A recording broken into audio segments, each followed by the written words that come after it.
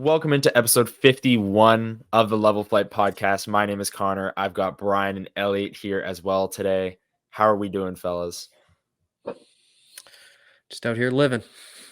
Doing okay. Doing all right.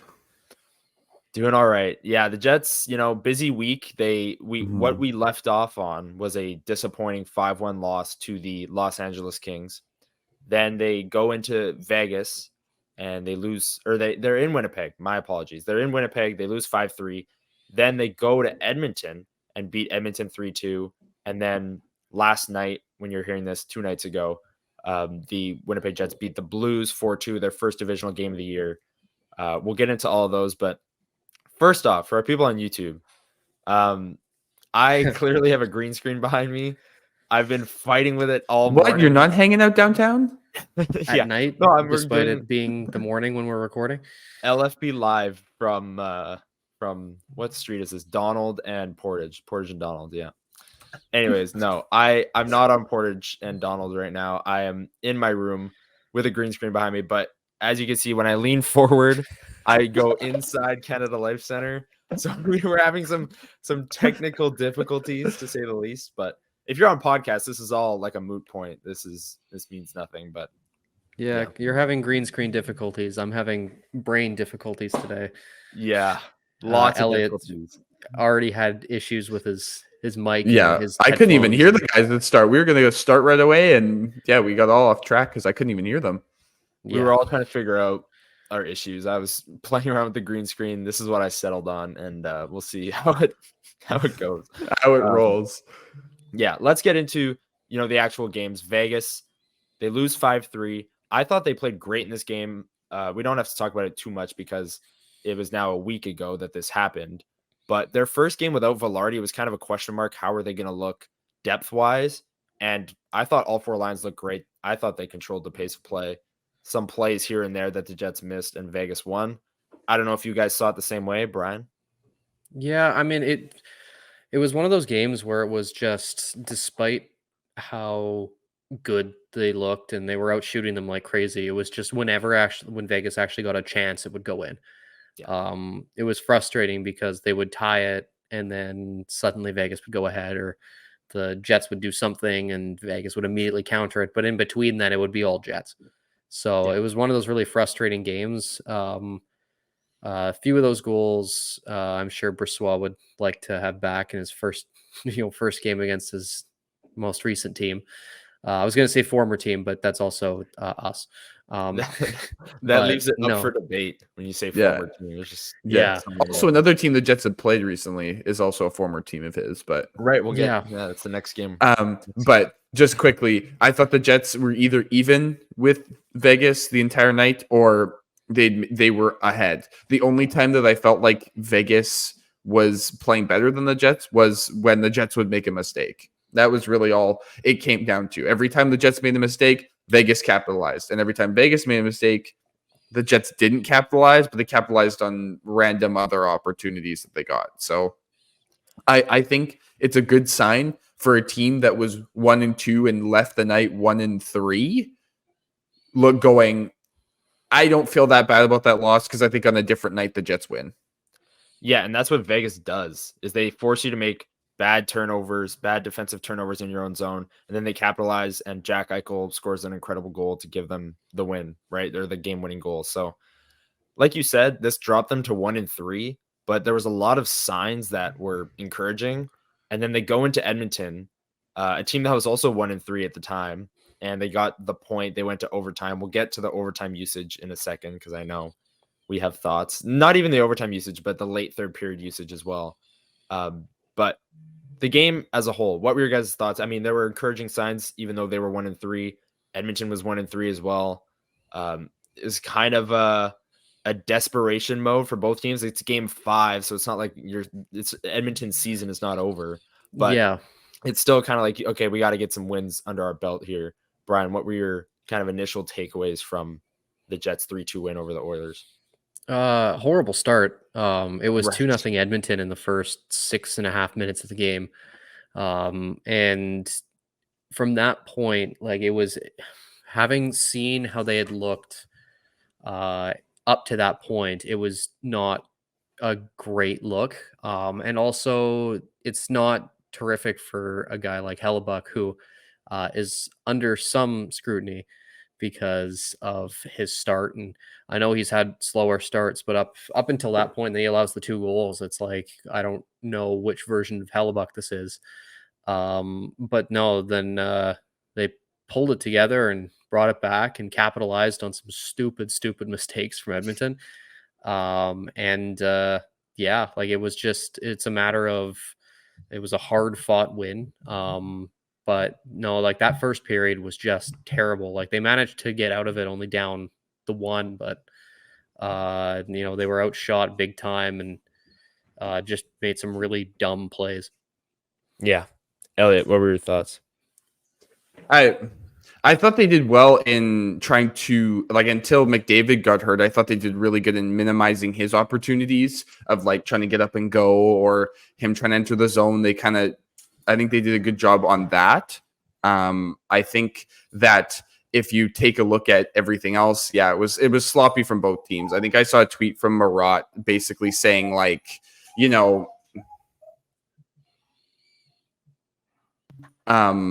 sorry. Yeah, it sounded like to me that Marat said something along the lines of like, whoever wins this game, it's a sloppy win either way, but you take the win for where you can get it. That's all I can really say about it. Yeah, and the Jets came out on the right side of that. Like you said, McDavid got hurt.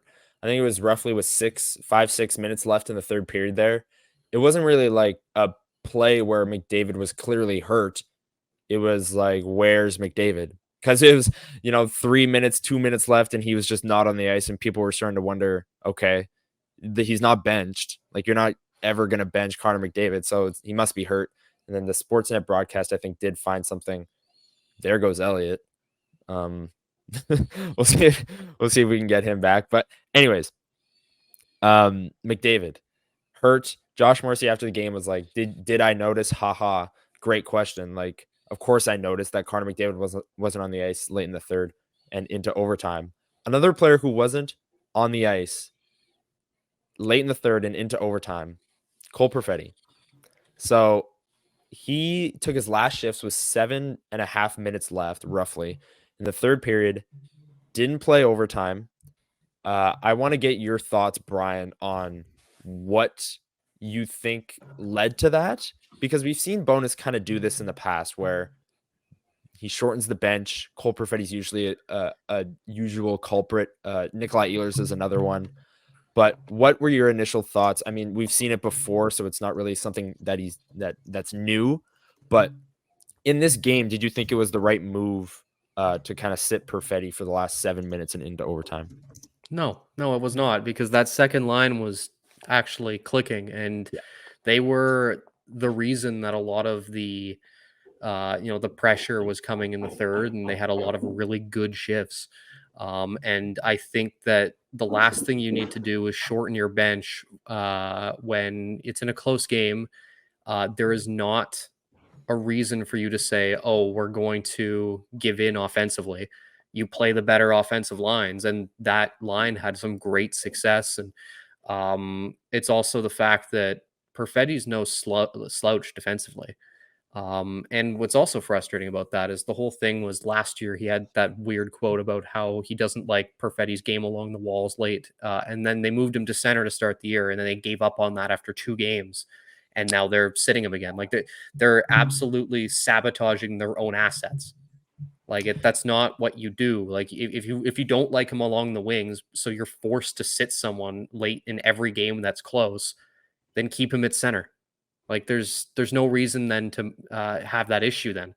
And the thing is that, and I know it's a bonus thing, because in their game against St. Louis, which we'll touch on more, guess who didn't get stapled to the bench late in the game? And it was a close game. Perfetti and Ehlers. So Scott Arniel thinks it's okay. Apparently Bonus sees it differently, and they had some good shifts again, shockingly. Yeah, that second line was really good, especially in the St. Louis game, in the Edmonton game as well, creating some good chances. The moving Perfetti back to the wing is like an entirely different discussion that we didn't. Let's not get into that. Yeah, I mean, quickly, we'll try and keep this quick, to give a guy reps at center for the entire training camp just to abolish it after what, 2 games, 3 games. Because I somebody else got hurt, not because of performance. And Yeah. he's not the only one. Remember second pairing Dylan Sandberg? Yeah. Yeah. 2 games. He's back stapled to the third pairing with whoever they decide to rotate in or out, Yeah. which is tough for a guy because then there's no chemistry with anyone. It's a matter of young players need the ability to fail forward because otherwise they're not going to ever learn from their mistakes. If you're giving up on the fact that someone hasn't played center a lot or hasn't played in top minutes after 2 games, you're not allowing them to grow. You're stifling it. It's like if you're talking about like a kid, right?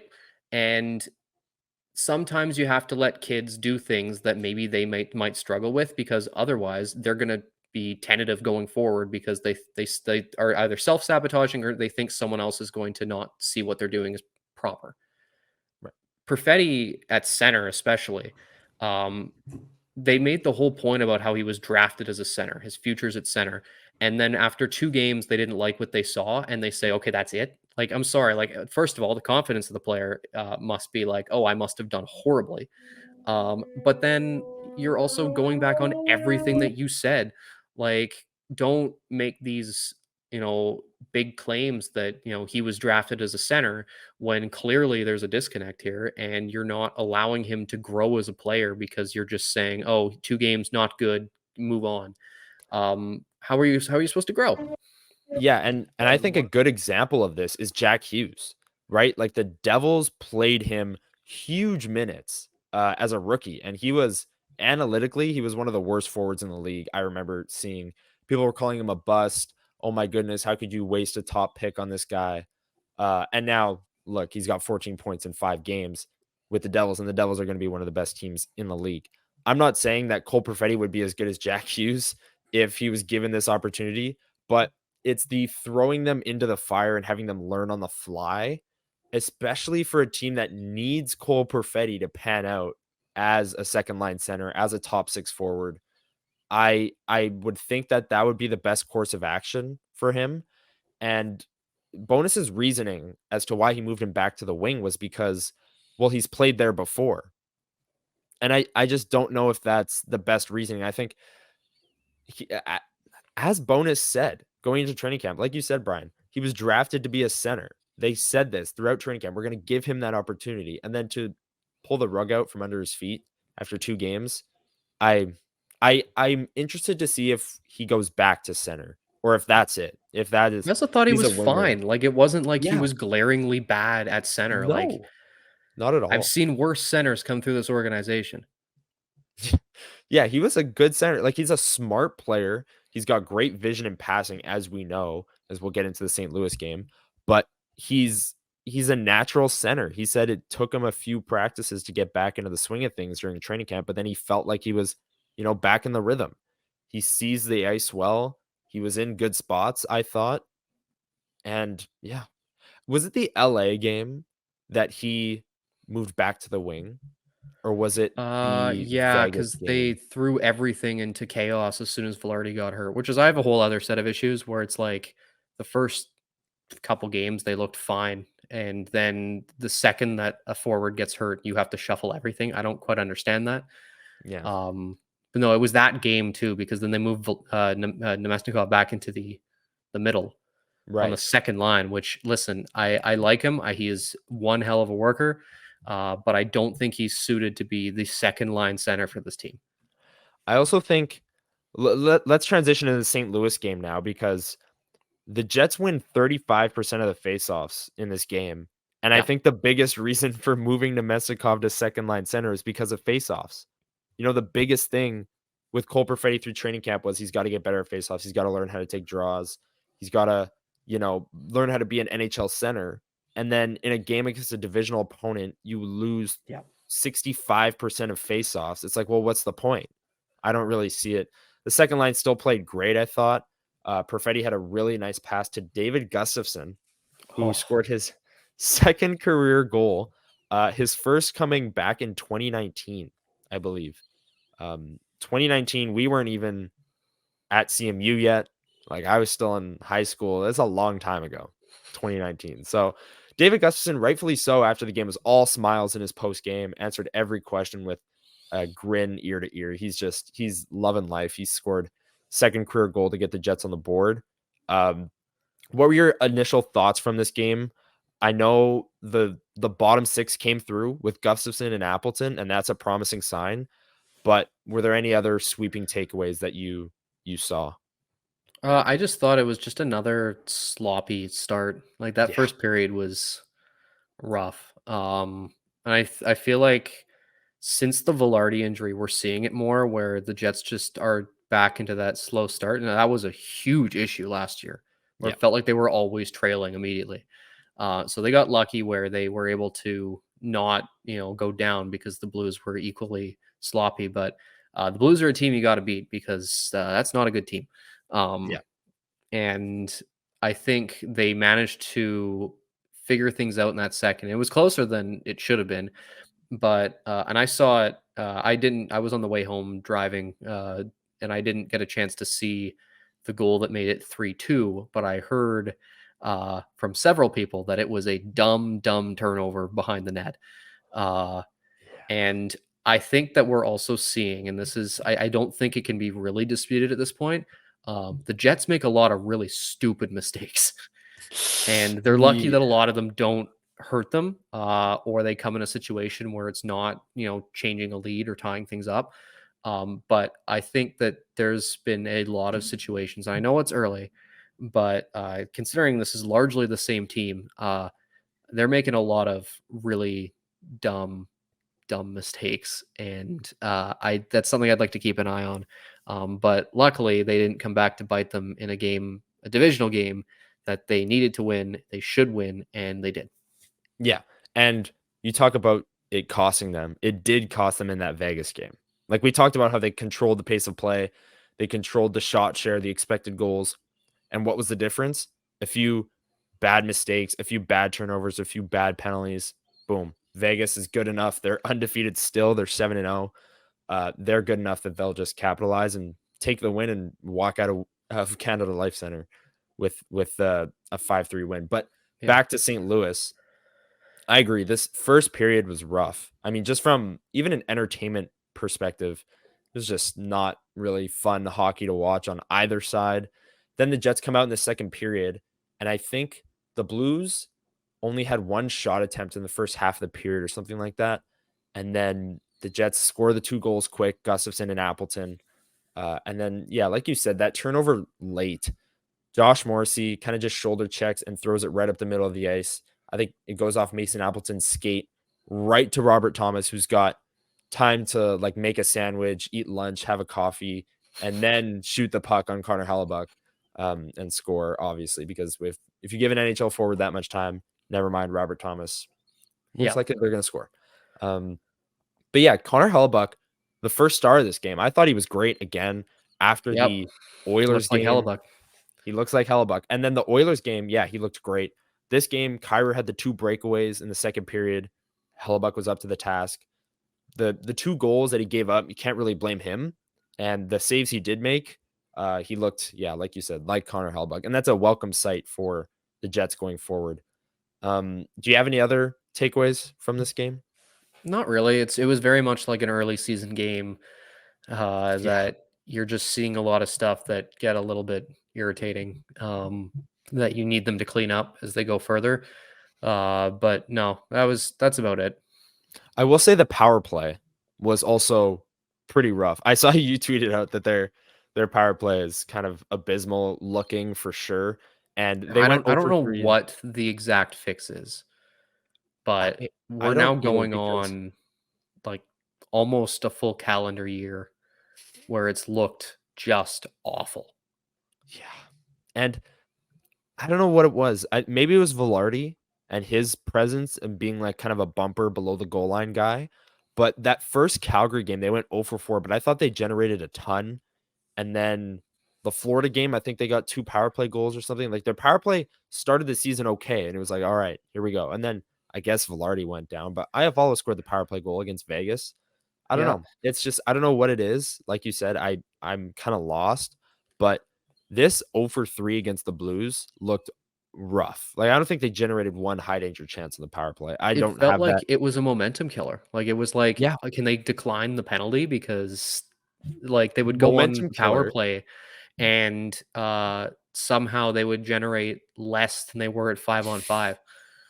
Yeah, and momentum killer. Kyle Connor puts them up 3-1.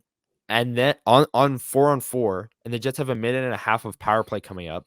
And then on that power play, they generate absolutely nothing. And then the Blues come back, make it 3-2, kind of make it a game. It's like, well, you could have put the game to bed right there. You Yeah. could have at least kept the momentum going, generated some good chances, but it kind of just leveled the game out. And that was that. But they got the win. They got the 2 points. They're 3-3 now in the season. And there are things like we're talking about here, the turnovers, the power play, even the penalty kill to an extent that they Yeah. need to clean Special up. teams have not been their friend this year. No. And special teams is huge in the regular season. We've known that for a while, that a power play can carry you through games. And if you have an elite power play and an elite goalie and an elite penalty kill, you're going to make the playoffs. Like that's just how it happened. That's just what happens in the regular season. That's just NHL hockey. Before we get into a few other things that we want to touch on, let's hear a word from our sponsor. We'll take a break and we will be right back after a word from DraftKings.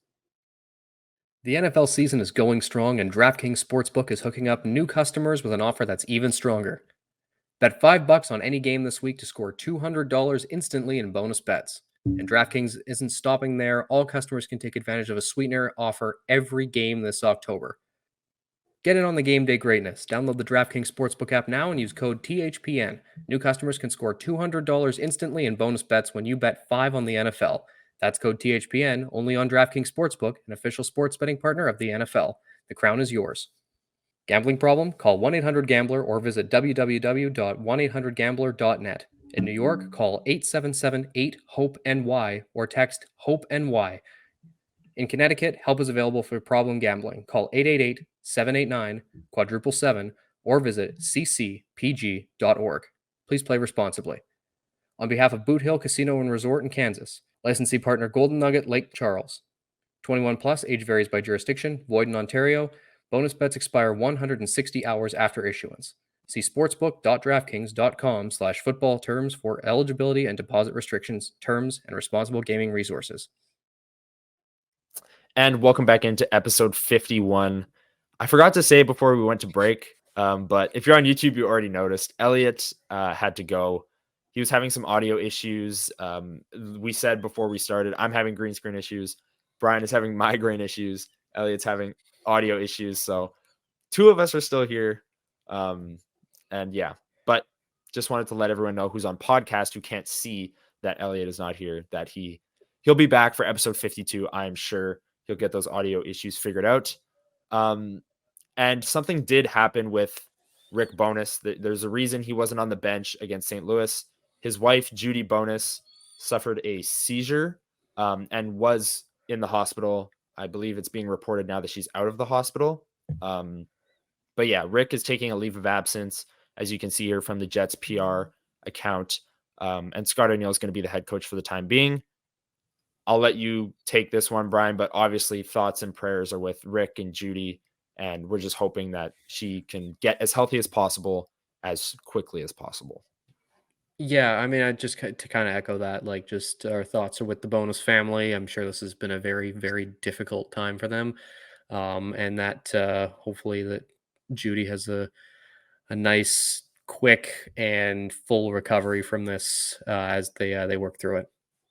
Yeah, and the team last night kind of rallied around that. Mason Appleton spoke to it. Scott O'Neill spoke to it, that they wanted to put their best foot forward for Rick and Judy, and just know that the Jets are going to be in a good spot whenever Rick is able to come back. So the team kind of used this as a rally point, as they should. I mean, it's a really unfortunate thing, and obviously, like you said, we're just hoping that Judy can get to 100% and Rick can come back as quickly as possible. It's just awful news. Swift transition into Darren Dreger and Mark Chipman. I wanted to talk about this because this interview is going to be coming out today when you're hearing this podcast.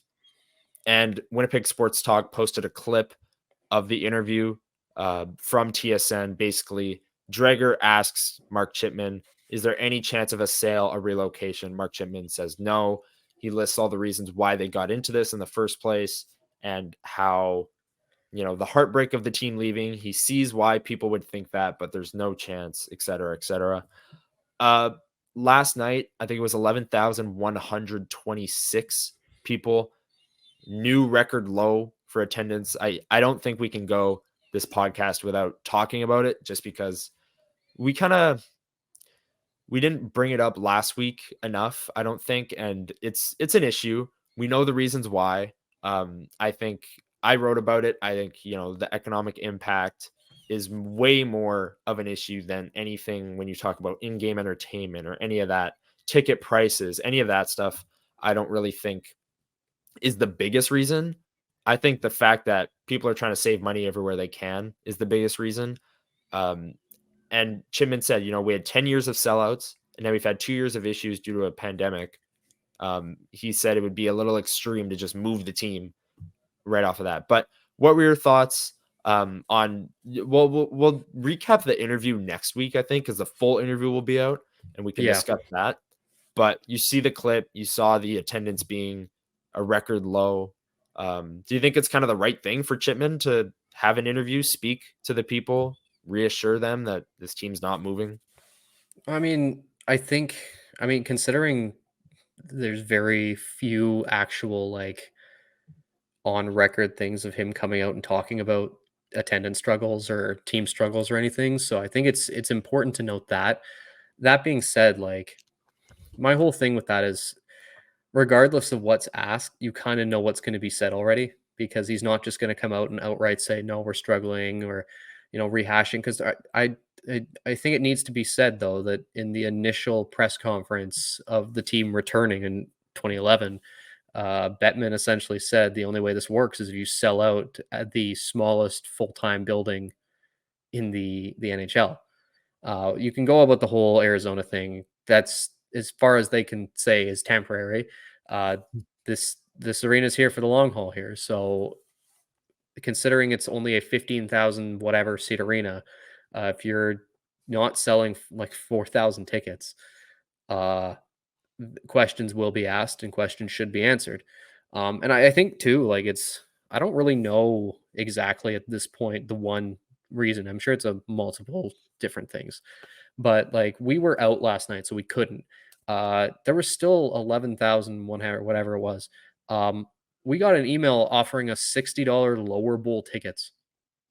And we couldn't go. But if they're sending that out and they're still getting under, almost 11,000 seats, something they have to do a better job of connecting with the fan base to figure out what's going on here, because then they can work to remedy it. Because clearly whatever they're trying right now isn't working, because even lowering the prices for a lower bowl seat, because they'll do the $60 upper deck, whatever, and people can get that. And but I'm sorry, for $60 for a lower bowl seat, I don't recall the last time I've seen that. Yeah. I mean, it's no secret they're having issues with the attendance. It's no secret that they need more butts in seats, as everyone likes to say. If I looked at the schedule at the start of the year and I had to guess what the lowest attended game would be, it would be last night, to be fair. 7:45 local start. St. Louis isn't really a huge draw on a Tuesday night. Attendance usually picks up later in the season too.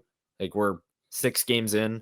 I don't think that was ever going to be a huge draw, a huge sellout crowd, but it's concerning when you see, again, the lowest number. But I do think it's the right thing for Chipman to have an interview with Dreger, talk about the issues, reassure everyone that this team's not moving, because the simple fact is they're not. True North Sports and Entertainment has poured so much money into downtown and the area surrounding it. And did they end up buying Portage Place, or they're close to buying Portage Place? I don't know the exact thing, but they have at least a space in there. So they're gonna own like half of downtown surrounding Canada Life Center. They're not just gonna move the biggest asset that is in Canada Life Center, and that's the Jets.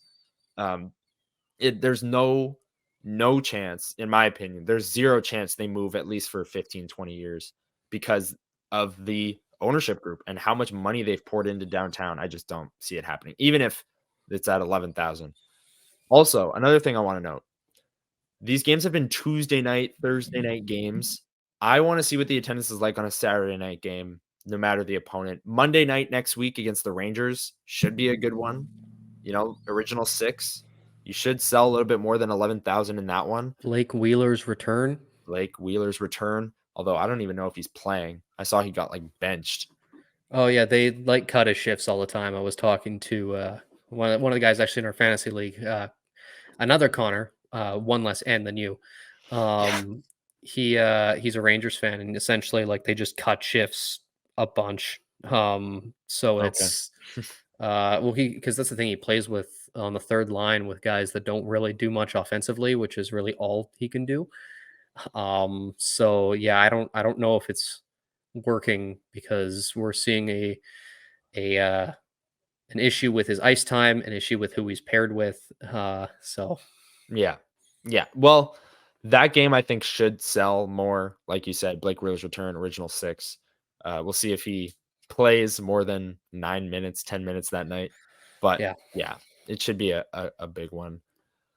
We'll see. I mean, as I said, I think it's the right thing to do to kind of have an interview, air on TSN, have Jets fans watch it, be open and honest about the situation, because everyone knows it's not good. You can't cover this up and be like, oh, well, 11,000 seats is fine. No, it's not. I just said how I would have guessed that would be the lowest attended game of the year. I wouldn't have guessed that it'd be 11,000. That's low. That's very low. So it's something to watch for. I'm sure we'll be talking about it all year. We'll try not to bring it up on every episode, but that interview. If they set a new record, we're gonna keep bringing it up. We're gonna keep bringing it up. Yeah, that interview is why I wanted to bring it up, and we will definitely have thoughts next week on that. You brought up our fantasy league. Yeah, I want to add a little segment at the end of our episodes, 5 minutes, just kind of a fun thing to end it off. There is a Level Flight Fantasy Hockey League. You may have seen the tweet that we sent out. There are 12 teams in this league. Before Brian and I go through our teams, I'm just going to read all the people in the league. So obviously us 3, Connor, Brian, and Elliot. Then we've got Jacob. We have got Justin. We have got Daniel. We've got Greg Friesen. We've got Art. We've got Ty. We've got Patrick. Sorry, it's taking me a second to load all these names. We've got Jordan. And then, like you said, Brian, we've got Connor, but with one N. That's how we differentiate from one another. But let's get into the teams, Brian. I want you to read off your team name, whether or not you won week 1, because we're now into week 2. And then I'll get into my absolutely loaded roster, but you go ahead. All right. So my team name is the Pesky Sickos because I have a frighteningly large amount of Ottawa Senators on this team. Frighteningly.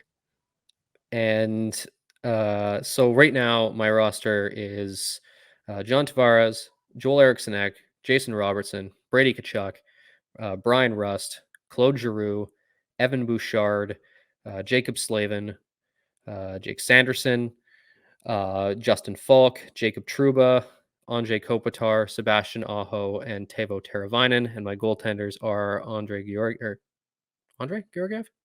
Alex Georgiev? I think. Alexander.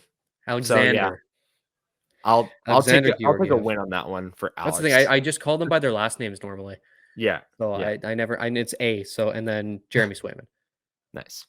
There you go. And did you win week 1? I did not. Elliot beat the hell out of me. Elliot. Eesh. Yeah. Yeah. Elliot is team run it back. I'll quickly read off his team just because he's not here, and I'm sure he wants me to read it off. So let's do it. Carter Verhaeghe, Dylan Larkin, who is the number 1 player in fantasy hockey right now. The number 1 player. Elliott got him at like a supreme discount too. I remember Larkin Yeah. slid like 2 rounds in our draft, which was in hindsight not very good. Zach Hyman, Perron, Jonathan Marchessault, David Pastrnak, Seth Jones, Adam Larson, Adam Fox, Brent Burns, Jamie Benn, Cole Perfetti, Luke Hughes, Seth Jarvis, Steven Stamkos, and in net he's got Hellebuyck and Kemper.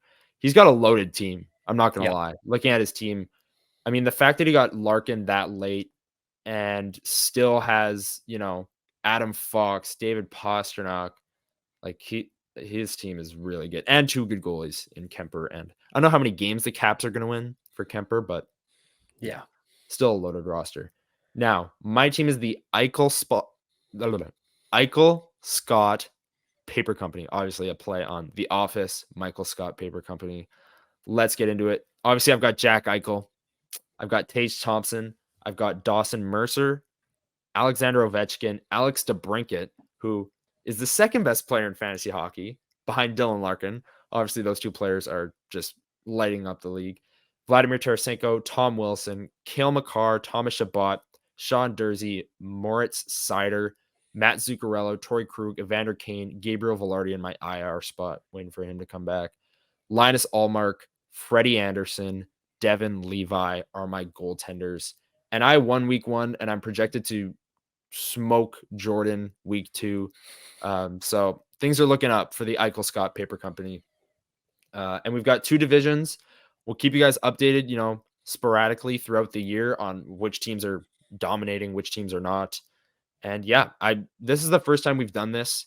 We sent out a tweet like the night before on who wants to be in a fantasy hockey league, and like 15 people responded. So that was awesome.